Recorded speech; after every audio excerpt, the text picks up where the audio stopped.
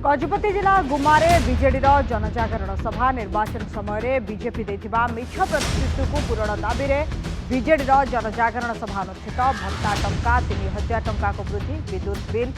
300 unit छाड़ ता सहित प्रति महिला को वार्षिक 50,000 टंकार प्रतिश्रुति पलटि पाणीरगार तुरंत बीजेपी सरकार देथिबा प्रतिश्रुति को पूरण करने को दाबी करिछि बीजेडी। समावेश में पारलाखिमुंडी विधायक ई रूपेश कुमार पाणिग्राही समेत जिला परिषद अध्यक्ष जी तिरुपति राव, राज्य साधारण संपादक प्रदीप कुमार नायक, ब्लॉक अध्यक्ष